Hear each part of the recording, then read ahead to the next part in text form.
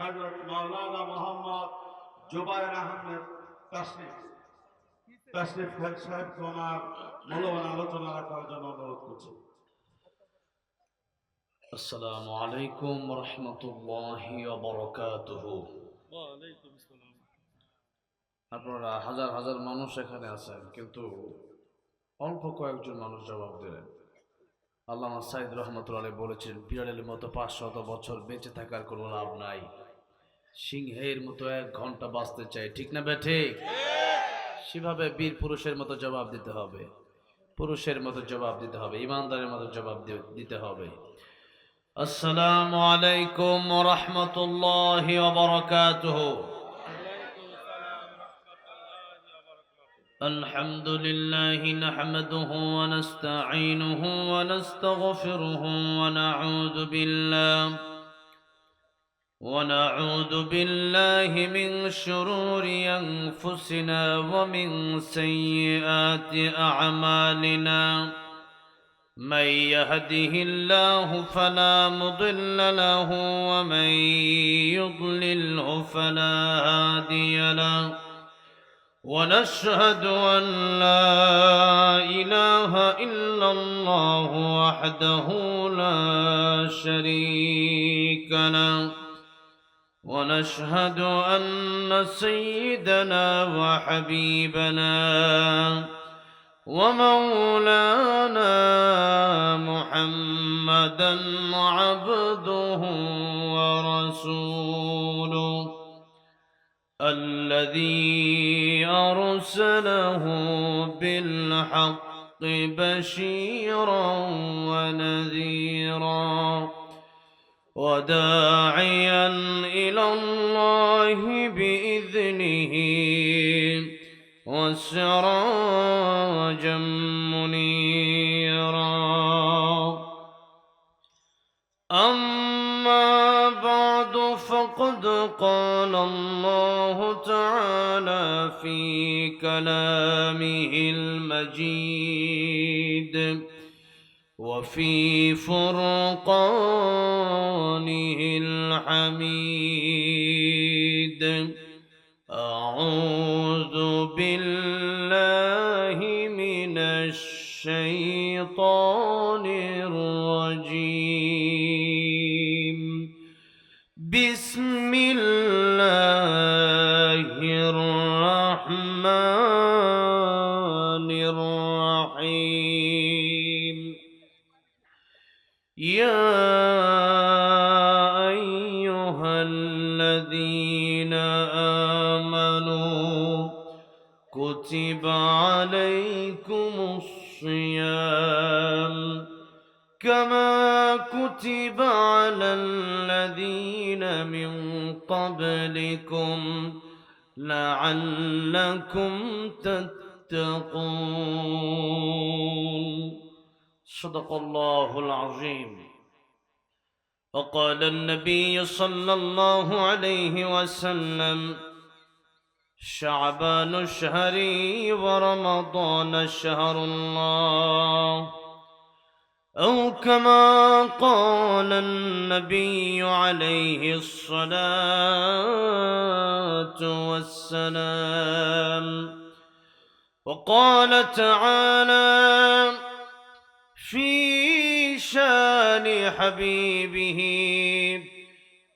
ومحبوبه مخبرا وآمرا: إن الله وملائكته يصلون على النبي يا أيها الذين آمنوا صلوا عليه وسلموا تسليما.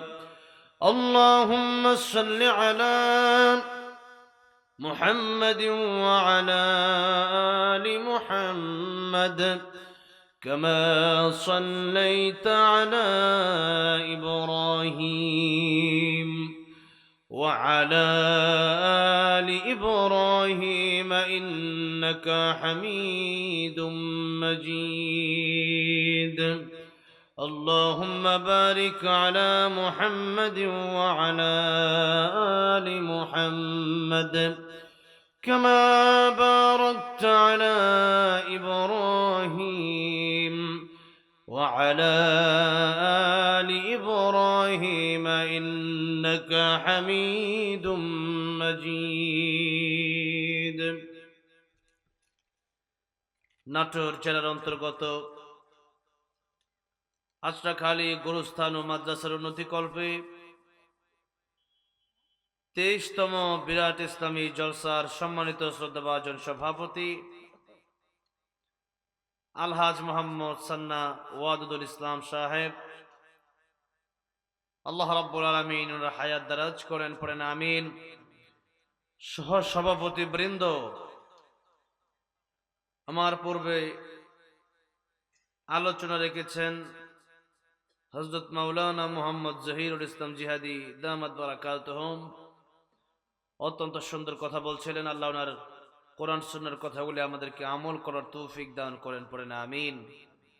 কথা বলেছেন মাওলানা মুহাম্মদ রশিদুল ইসলাম যুক্তিবাদী দামাত বারাকাতুহুম। গত বছর, আগের বছর আমার সাথে উনিও ছিলেন, দেখা হয়েছে। আল্লাহ রাব্বুল আলামিন ওনার দ্বীনি খেদমতগুলো কবুল মঞ্জুর করেন, পড়েন আমিন। কথা বলেছেন হাফেজ কারি মাওলানা মুহাম্মদ আব্দুল আল মামুন হাফিজাহুল্লাহ। আল্লাহ রাব্বুল আলামিন ওনার হায়াত নেক হায়াত দান করেন। আর অনেক কি কথা বলেছেন। আজকের মাহফিলের প্রধান অতিথি বিএনপি কেন্দ্রীয় নেতা, সাবেক মন্ত্রী এমপি নাটোর 2 জনাব অ্যাডভোকেট এম রুহুল কুদ্দুস তালুকদার দৌদ সাহেব। আল্লাহ রাব্বুল আলামিন ওনাকে ইসলামের খাদেম হিসেবে কবুল মঞ্জুর করেন, জোরে বলেন আমিন। বিশেষ অতিথিবৃন্দ, মুআজ্জাজ মুকাররম উলামায়ে কেরাম,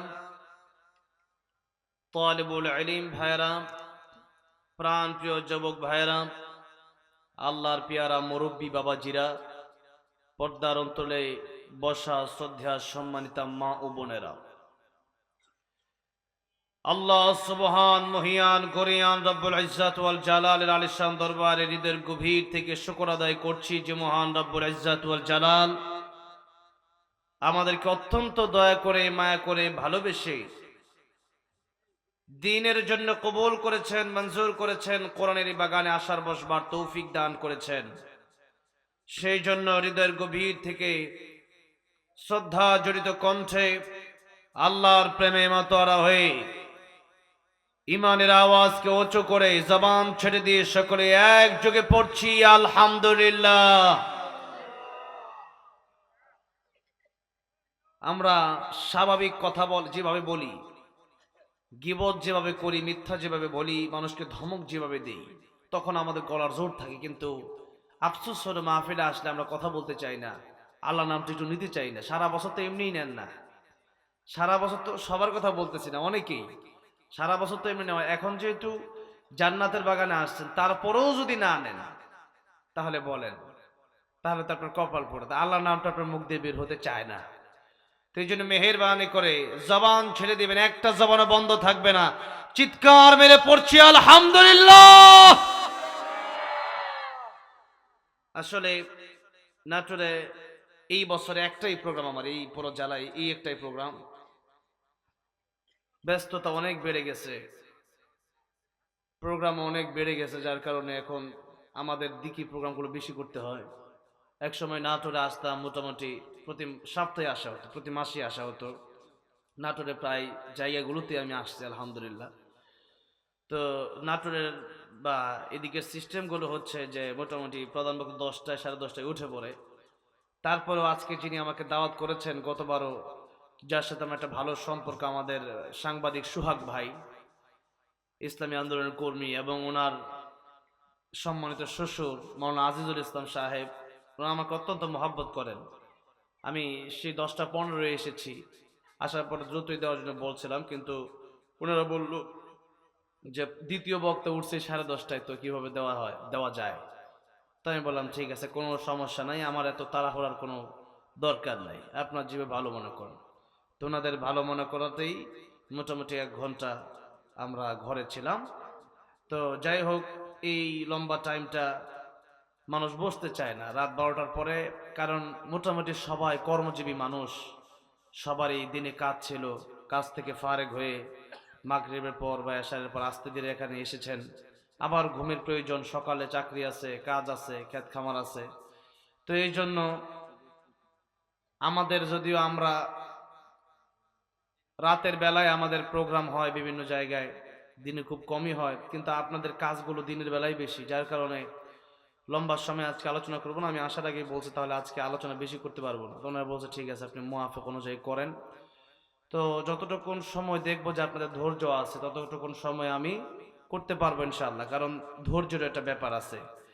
আপনাদের ধৈর্যের সাথে আমার আলোচনাটা হবে। যদি আপনার ধৈর্য না থাকে, যদি একটু পরে আস্তে ধীরে উঠে শুরু আমি জানি, তখন আমি আলোচনা করলে এটার মর্যাদা থাকবে না। একজন মানুষ শুনতে চাচ্ছে না কোরআনের কথা, তখন আমি বলবো কেন? মর্যাদা থাকবে না। এই জন্য মোটামুটি ঘন্টাখানিক সময় তো মানে ধৈর্য কোলাবে তো ইনশাআল্লাহ। আল্লাহ কবুল করেন, জোরে বলেন আমিন। যারা এই প্রোগ্রামের আয়োজন করলেন, কষ্ট করলেন, টাকা পয়সা দিলেন, আজকে এই পর্যন্ত আসলেন বসলেন, কাল কিয়ামতের ময়দানে যেন আল্লাহ রাব্বুল আলামিন আমাদেরকে একসাথে নবীর সাথে জান্নাতুল ফেরদাউস দান করেন, জোরে বলেন আমিন। প্রাথমিক কথা হচ্ছে যে এই মাদ্রাসার একটি আলোচনা প্রোগ্রাম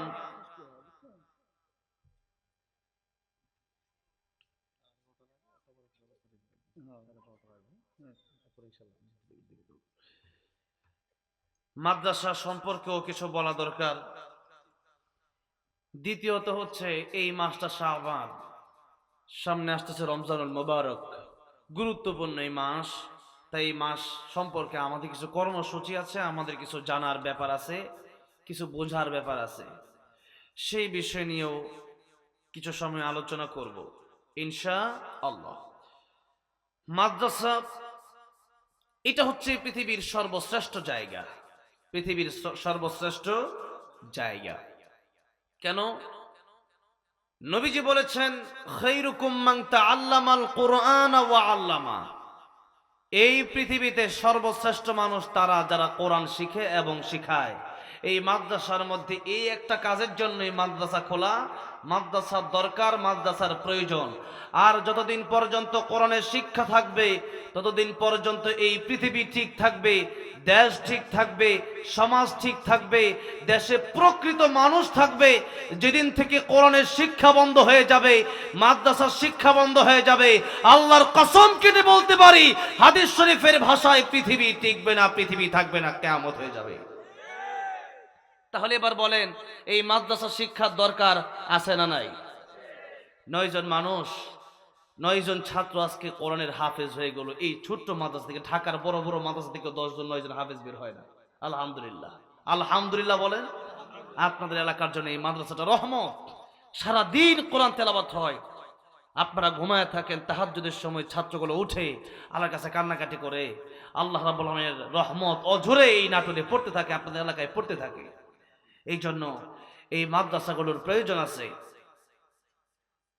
আল্লাহ রাব্বুল আলামিন তার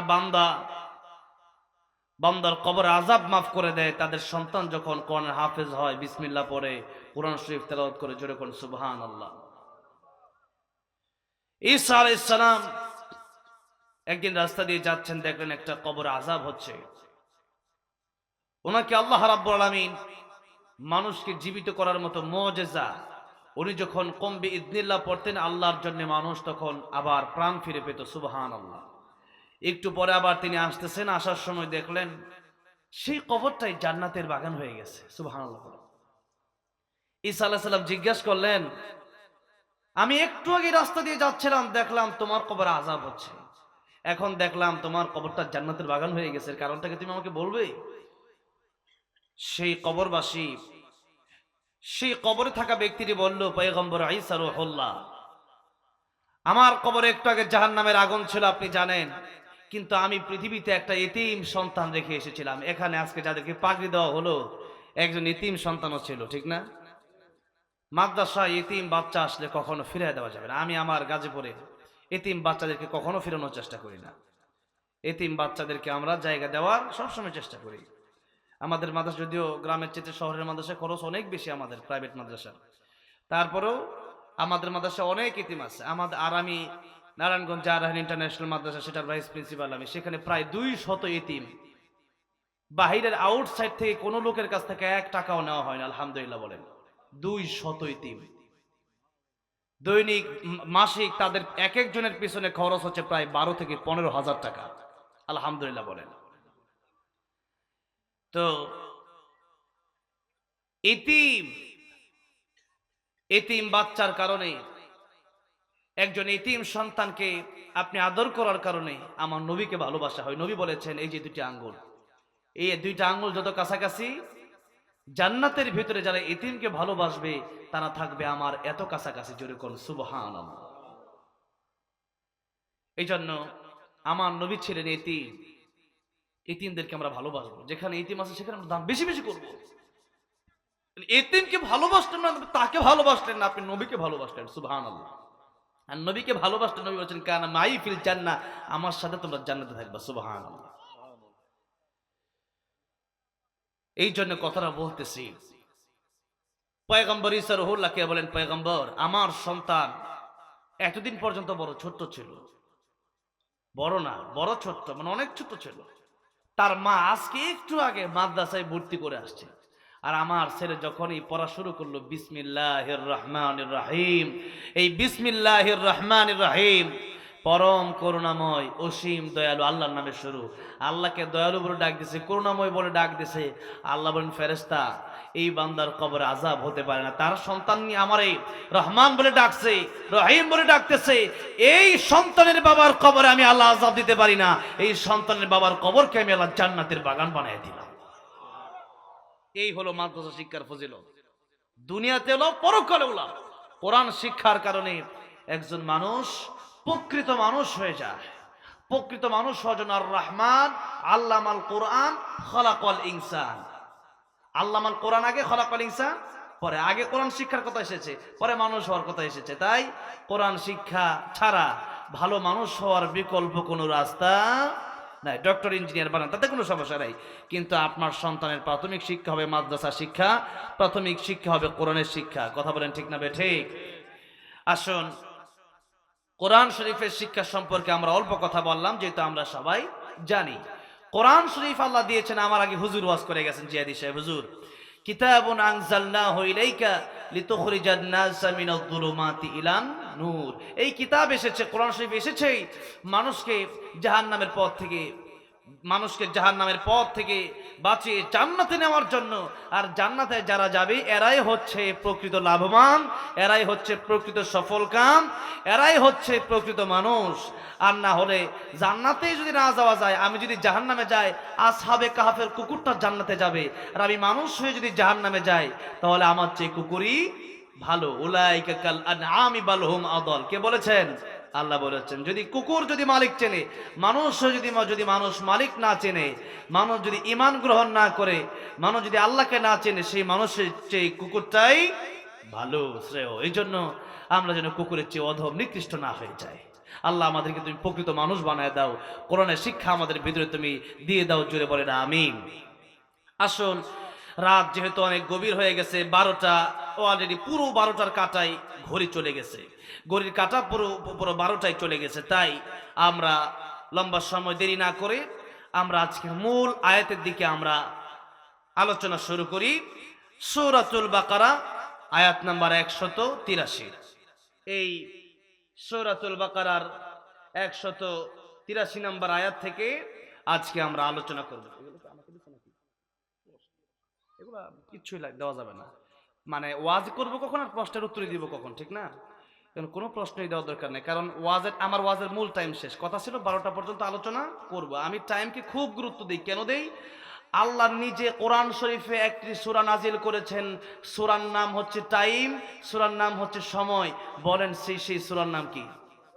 মাশাআল্লাহ, আলহামদুলিল্লাহ, আমার বড় ভালো লাগতেছে। শ্রোতা যারা আছে, কিছু অ্যাক্টিভ শ্রোতা থাকলে কথা বলতে বড় ভালো লাগে। আমি বলার আগে তারা বলে দিয়েছেন সূরাতুল আসর। এই সূরাটা, আসর মানে হচ্ছে ইতিহাস, আসর মানে মহাকাল, আসর মানে হচ্ছে সময়। আর ওয়াও হচ্ছে আরবি গ্রামার অনুযায়ী ওয়াও কসমিয়া। ওয়াল আসর ওয়াত-তিন ওয়াজ-জাইতুন যে তিনের কসম, জাইতুনের কসম। এই যে আল্লাহ রাব্বুল আমিন কোরআন শরীফে ওয়াওয়ের মাধ্যমে কসম কেটেছেন বিভিন্ন জায়গায়। আমরা যখন কসম কাটি, আমরা কার কসম কাটি? আল্লাহ। কেন? কথাকে দৃঢ় করার জন্য, মজবুত করার জন্য, যে এই কাজটা আমি করেছি, বা এই কাজটা আমি করি নাই, বা এই কাজটা আমি করতে চাই। এইরকম আল্লাহর কসম, ওয়াল্লাহি, বিল্লাহি, তাল্লাহি, এই তিন শব্দ দিয়ে আল্লাহর নামে কসম কাটা যায়। আর দুনিয়ার মানুষ আল্লাহর নামের কসম বাদ দিয়ে অন্য কারো কসম কাটতে পারবে না। তাই আল্লাহর নামের কসম আমরা কাটি, কারণ দুনিয়ার মধ্যে এই দুনিয়া সৃষ্টি করেছেন যে আল্লাহ, মহান যিনি সবচেয়ে বড়, তার চেয়ে বড় আর কেউ নাই। তিনি কে? আল্লাহর নামের কসম ছাড়া অন্য কোন নামের কসম আমরা কাটতে পারবো না, হারাম, নিষিদ্ধ। বাবার কসম, মায়ের কসম, বাড়ির কসম, গাড়ির কসম, আমার জীবনের কসম, এগুলো কাটা যাবে না। কসম যদি কাটতে হয়, সত্য যদি দৃঢ় করতে হয়, মজবুত করতে হয়, একজনের নামে কসম কাটতে হবে। জুড়ে বলেন তিনি কে? কারণ আমাদের সৃষ্টি করেছেন আল্লাহ, আমাদেরকে রিজিক দিচ্ছেন আল্লাহ, হায়াত দিয়েছেন আল্লাহ, আবার কবরে নিবেন আল্লাহ, আবার জীবিত করবেন কে? আল্লাহর চেয়ে বড় কেউ নাই। তাই জীবনের প্রথম যখন পৃথিবীতে বাচ্চা জন্ম নেয়, তখনই আমরা বলি আল্লাহু আকবার। আর যারা আল্লাহকে ভালোবাসে, যারা মালিক চিনেছে, তারা এই স্লোগানের সাথে নিজের জীবনকে জড়িয়ে নিয়েছে। আর যাদের দলীয়ভাবে যারা এই স্লোগানকে নিষিদ্ধ করতে চায় যে আল্লাহু আকবার স্লোগান দেওয়া যাবে না, বুঝতে হবে ইসলামের সাথে তাদের কোনো সম্পর্ক নাই। এরা হচ্ছে টাটকা মুনাফিক, ঠিক না ঠিক? এই জন্য নারায়ে তাকবীর, আল্লাহু আকবার স্লোগান, এটা কোনো দলীয় স্লোগান নয়, এটা জামাত ইসলামের স্লোগান নয়, এটা হেফাজত ইসলামের স্লোগান নয়। নারায়ে তাকবীর, আল্লাহু আকবার স্লোগান হচ্ছে যারা মুসলিম হিসেবে জন্ম নেবে, যারা ইমানদার দাবি করবে, যারা জান্নাতে যেতে চাইবে, যারা আল্লাহকে মানবে, এদের স্লোগান হচ্ছে লিল্লাহি তাকবীর, লিল্লাহি তাকবীর। তাহলে আল্লাহু আকবার স্লোগান কি কোনো দলের না? আল্লাহর স্লোগান। এই ইসলামের স্লোগান কি? কোরআনের স্লোগান কি? ও রাব্বাকা ফাকাব্বির। আল্লাহর স্লোগানকে যারা দলীয় বলে চালায়া দেয়, এরা চায় না যে দেশ থেকে চুরি চলে যাক, ডাকাতি বন্ধ হোক, সুদ ঘুষ বন্ধ হোক, জাহাজানি বন্ধ হোক, মারামারি বন্ধ হোক, এরা চায় না। যারা আল্লাহকে চিনে না, এরা কিচ্ছু চিনে না। এরা কিসের জনগণ চিনবে? জনগণ চিনবে সে যে আমার আল্লাহকে চিনেছে। আল্লাহকে চিনবে না, ও মা বাপ চিনবে না, ও ভাই চিনবে না, বোন চিনবে না, হুজুর চিনবে না, আলেম চিনবে না, জালেম চিনবে, ও কিচ্ছু চিনবে না। যে আল্লাহ চিনেছে সে সব চিনেছে, ঠিক না বেঠে? যিনি আল্লাহকে যারা চিনে, আল্লাহকে যারা ভয় করে, এদের সাথে থাকবেন। যারা কোরআনের সাথে আছে এদের সাথে থাকবেন। রাজি আছে না নাই? কোন আলিমান ও মুতাআল্লিমান ও মুসতামিআন ও মুহিব্বান ওয়ালা তাকুন খামিসান ফাতাহলিক। নবী বলেন আলেম হও, পারো নাই আলেমের ছাত্র হও, পারো নাই আলেমের কথা শোনো, পারো নাই আলেমকে মুহাব্বত করবা, জান্নাতে যাওয়ার পথ খোলা থাকবে। সাবধান, ওয়ালা তাকুন খামিসান ফাতাহলিক, আলেমকে ঘৃণা করবা তুমি ধ্বংস হয়ে যাবা, বলেছেন মুহাম্মদ সাল্লাল্লাহু আলাইহি ওয়াসাল্লাম। জীবনে যিনি একটা মিথ্যা কথাও বলেন নাই, সেই নবী বলেছেন আলেমকে ঘৃণা করলে খাসিরাত দুনিয়া ওয়াল আখিরা, দুনিয়াও ধ্বংস, আখিরাতও ধ্বংস। তাই আলেমকে মহব্বত করবো তো আমরা। ভাইরা বলছিলাম বাবাজিরা, ওয়াল আসর, আল্লাহ রাব্বুল আলামিন এই ওয়াওয়ের মাধ্যমে কসম কেটেছেন। আমরা কসম কাটি আল্লাহ, যেহেতু আল্লাহ বড়, আল্লাহর চেয়ে বড় আর কেউ নাই। আর আল্লাহ কসম কাটবেন কিসের? আল্লাহ কসম কাটেন মানুষের সাথে সম্পৃক্ত বড় গুরুত্বপূর্ণ যে জিনিসগুলো রয়েছে, এই জিনিসগুলোর কসম আল্লাহ কাটেন। যেমন মানুষের সাথে সম্পর্ক রয়েছে সময়ের। কিসের? সময়ের। সময় আমাদের মাঝ থেকে বরফের মতো গলে গলে চলে যাচ্ছে, পড়ে যাচ্ছে, শেষ হয়ে যাচ্ছে।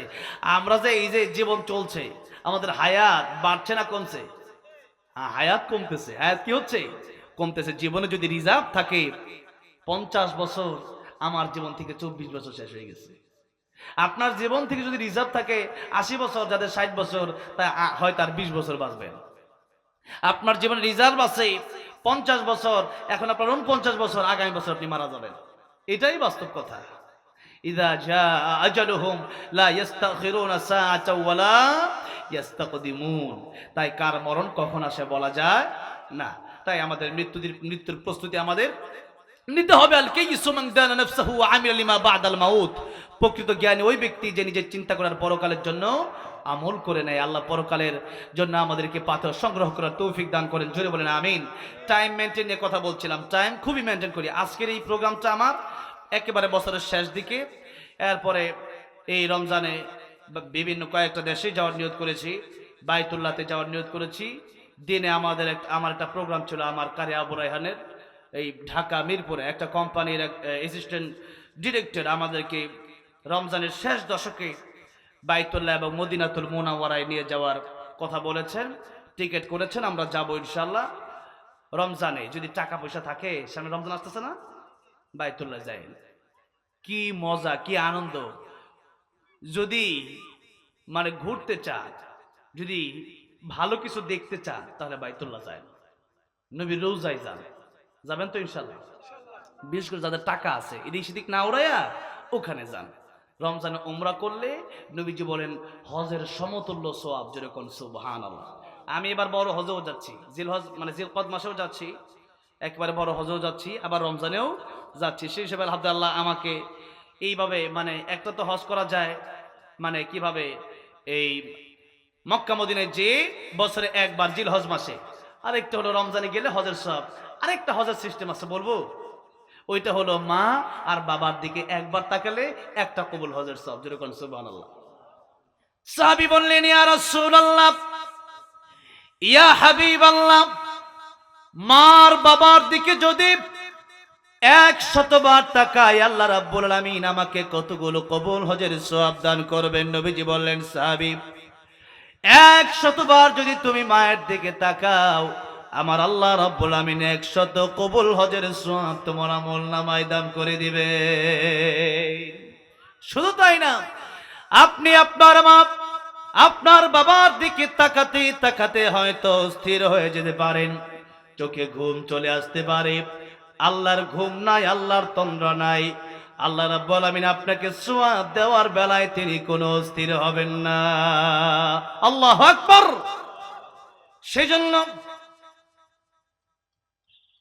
বাইতুল্লাহ যদি জীবনে নাও যেতে পারেন, মায়ের দিকে তাকান, বাবার দিকে তাকান, কবুল হজের সওয়াব নেন।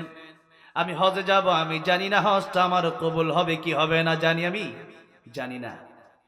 আমি হজে যাব, লক্ষ লক্ষ টাকা খরচ করে হজে যাব। বছরে হজ করা যায় মাত্র একবার, বড় হজ, আর বাকিগুলো উমরা হয়ে যায়, উমরা করা যায়। সেই হজে আমি গেলাম। ইসলামে দৈহিক ইবাদত রয়েছে, আর্থিক ইবাদত রয়েছে।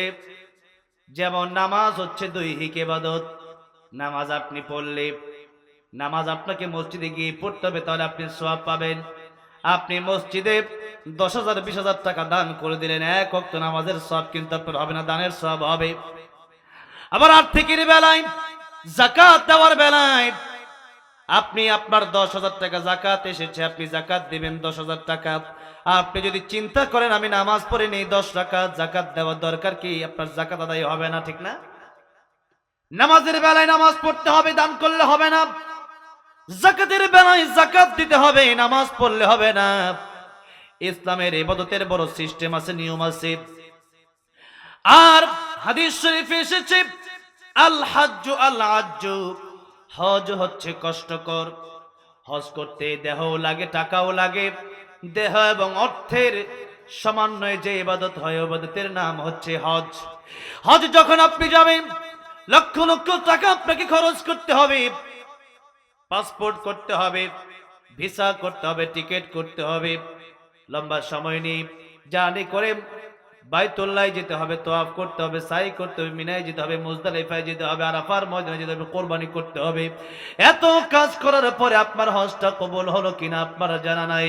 কিন্তু নবী বললেন, মায়ের দিকে একবার তাকাও, এক একটা কবুল হজের সওয়াব আল্লাহ রাব্বুল আমিন তোমার আমলনামায় দান করে দিবে। তাহলে বলেন, বছরে হজে যাওয়া যায় কয়বার? একবার। বলেন কয়বার? একবার। মা আর বাবার দিকে দৈনিক তাকানো যায় কতবার? কিন্তু আমরা হতভাগা সন্তান, সেই মা বাবার দিকে আমরা তাকাই না। হজে গেলে বড় ডাকজোর পিঠায় মানুষকে বলে যাচ্ছি কিন্তু আমি, এরপরে নানান রকমের প্রস্তুতি নেয়। টাকাটা হালাল কি হারাম না তাও অনেকেই চিন্তা করে না। হজ কবুল হবে কিনা তাও জানে না, করার পরে কবুল হলো কিনা তাও জানে না। কিন্তু অনেক সন্তান আছে, মা যখন ফোন দিছে মা আপনার নাটোরে, আপনি আছেন ঢাকায়, মা ফোন দিছে বাবারে টাকার দরকার 2000। আপনি বলেন কয়দিন পরে পরে টাকা দেওয়া লাগে, এত টাকা দেওয়া লাগে কেন? এই যে বলছেন বেয়াদবি করছেন। কি করছেন?